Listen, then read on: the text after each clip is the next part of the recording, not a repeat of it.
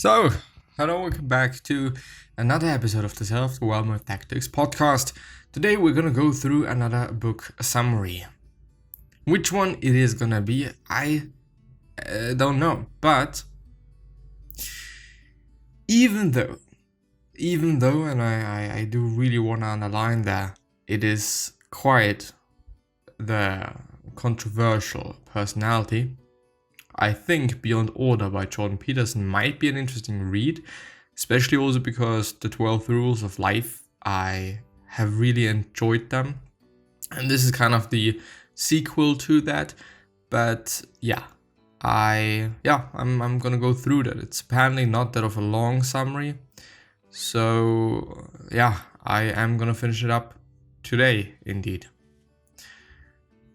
I guess. I'm not as sure anymore. Anyway, Beyond Order by Jordan Peterson. The companion volume to 12 Rules of Life offers further guidance on the perilous path of modern life. In 12 Rules for Life, clinical psychologist and celebrated professor at Harvard and the University of Toronto, Dr. Jordan B. Peterson helped millions of readers impose order on the chaos of their lives. Now, in this bold sequel, Peterson delivers 12 more life-saving principles for resisting the exhausting toll that our desire to order the world inevitably takes. In a time when the human will increasingly imposes itself over every sphere of life, from our social structures to our emotional states, Peterson warns that too much security is dangerous. What is more, he offers strategies for overcoming the cultural, scientific, and psychological forces causing us to tend towards tyranny, and teaches us how to rely instead on our instinct to find meaning and purpose, even and especially when we find ourselves powerless.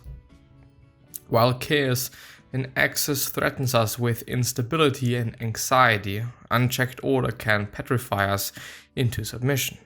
Beyond Order provides a call to balance these two fundamental principles of reality itself and guides us along the straight and narrow path that divides them. About Jordan Peterson. Jordan Peterson is a Canadian YouTube personality. I really hate them saying that. Would actually be quite interesting to see what his Wikipedia page. But I think when somebody says that one is a YouTube personality and or social media influencer and or social media personality, it obviously very, very heavily depends on how you phrase it. One could say he is a person of public life or something, you know what I mean? But saying that something or somebody is a YouTube personality, I think really gives the person a bad rap.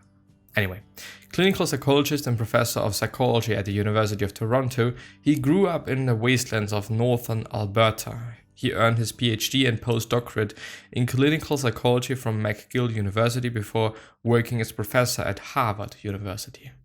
Peterson's various TV appearances for commentary on personality, religion, and cultural Marxism, have made him famous. More recently, in 2016, Peterson released a series of YouTube videos that criticized new discriminating laws based on gender identity. Well, rule number 1, I don't actually want to waste your time nor my time. Do not carelessly denigrate social institutions or creative achievement.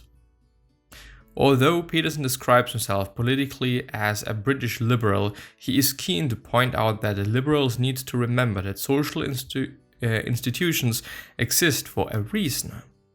The reason they are maintained over long periods is they are doing many things very well. That said, Peterson also offers advice to conservatives.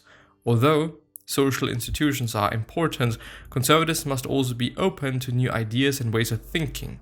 He should not marginalize those who are seeking to improve and innovate how society has been doing things. The world will change and you have to be ready to adapt.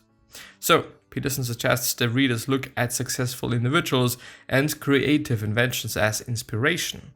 All successful societies have had bottom-up hierarchy. This means you can have an impact on the world, but you must also accept the balance of society. Rule number 2. Imagine how you could be and then aim single-mindedly at that. Your mind has the potential to change your future self. Peterson describes imagination as the key to improving ourselves. The most successful individuals had to imagine something that had not been seen or done before. They challenged the social order and offered their chaos. So, encourage your imagination and use visualization to make these ideas a reality. Rule 3. Do not hide unwanted things in a fog. Best to find out what is true. Best to disperse the fog, and best to find out if the sharp objects that were lurking there are real, fantastical. There's always the danger that some of them are real, but it is better to see them than have them occulted by the fog, because you can at least sometimes avoid the danger that you are willing to see. Quote by Jordan Peterson, by the way. Peterson describes the fear we develop as we grow older. Many of us are nostalgic about our younger years when things were easier and trust had not yet been broken. As we grow older, many of us become scared of ourselves, others, and the world around us. Peterson describes the fog as a dark time in our life, or your life. We are afraid of not knowing what we want, or knowing exactly what we want but failing to acquire it. We are afraid that failure is the most likely outcome. Finally, Peterson highlights we are also often afraid of defining failure. This is because when we then fail, we know beyond a shadow of a doubt that we were to blame.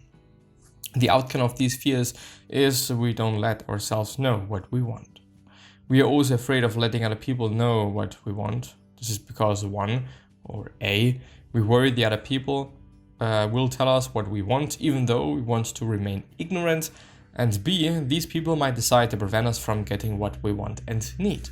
Peterson describes the fog that hides as the refusal to notice, attend to, and communicate emotions as they arise. To be successful, you must notice, attend, and communicate to others the emotions you have regarding what you do and don't want.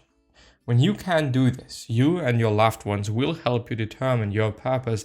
This is particularly important because Peterson believes you cannot have happiness without a purpose.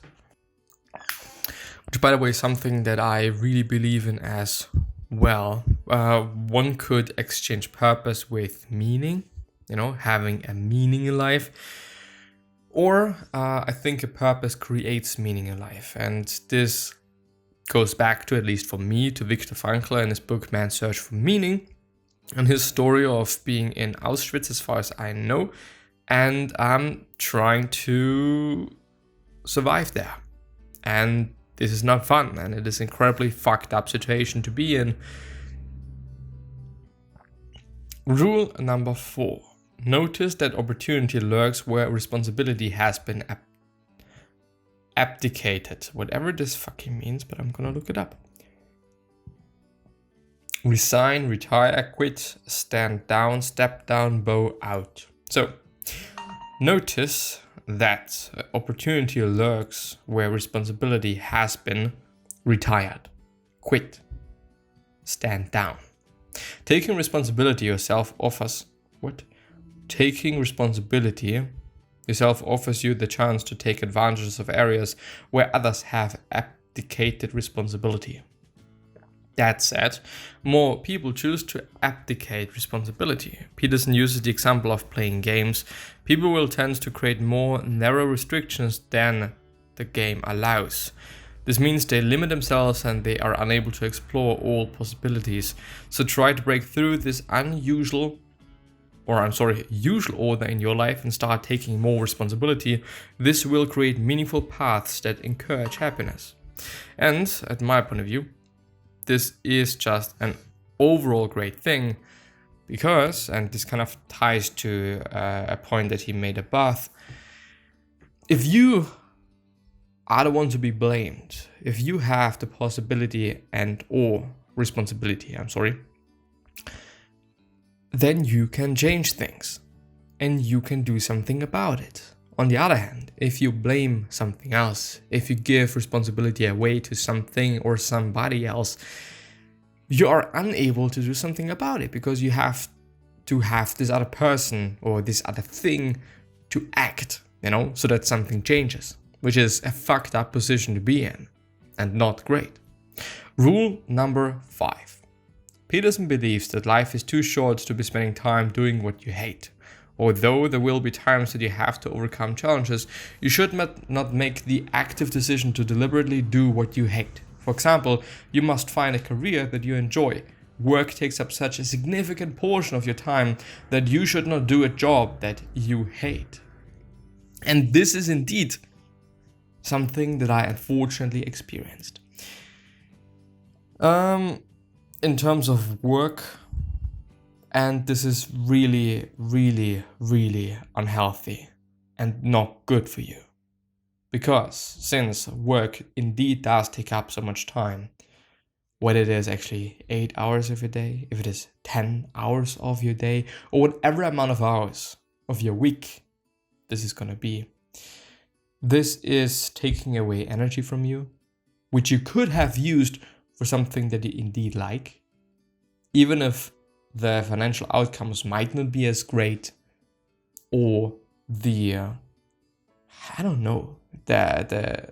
socially or social outcome might not be as great, meaning that this other career that you indeed just 100% enjoy and love every single fucking day to do, if this thing isn't viewed as something amazing in our society right now, then it is what it is, and then that is fine and okay, You don't, and maybe also shouldn't be doing something just because society views it as something great.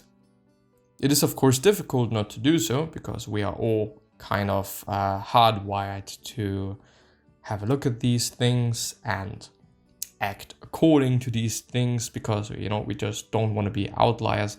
We don't want to be viewed or seen as somebody bad or somebody not worth talking to, whatever it might be. I mean, there are so many ways in which society can really put you under a lot of pressure. But I think on one hand, consciously making the decision to not do a certain thing just because in your head and in your mind, something is saying, okay, society is going to view this as something good when it comes to, for example, brands. Well, should you really buy this very, very expensive jacket just because there's some branding on it? Even though this other one that's not having the same branding is way better in many ways. The material, price probably as well, function, and so on and so forth. Like, why should you buy the other one with the brand? And I indeed made this mistake myself before, buying a jacket that was way too expensive, and for the purpose I was just buying it, it wasn't fitting at all. I think that actually it cost me $200, which is insane for me for just a fucking jacket, but the other ones were maybe a bit more expensive, actually, maybe. And they didn't have the branding, The looks were just okay for all of them. At this point, I wouldn't buy one of those because it's just not my style anymore and the way I want to look anymore. Besides the fact that I just hate buying stuff in general, because it often takes me a lot of thought and mental energy to decide then. But in the end, my point is, listen to the things that you're thinking about, listen to the things that you're thinking about when you're about to do something, and reevaluate whether you should then be doing this particular thing, buy this particular thing, whatever it might be about, according to the thoughts that you had prior. And yeah, I actually want to go through rule 6, so that I'm having half-half. This rule recommends abandon ideology. This rule recommends moving away from strict ideologies.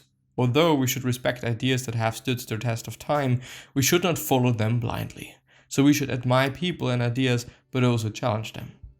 This is kind of the thing that I wanted to say. Challenge your mind and your thoughts the way you act, the way you move, the way you do things. Could you do it better? Could you do it differently? What would the outcome be? Well, yeah. Gonna see you next time. Bye-bye.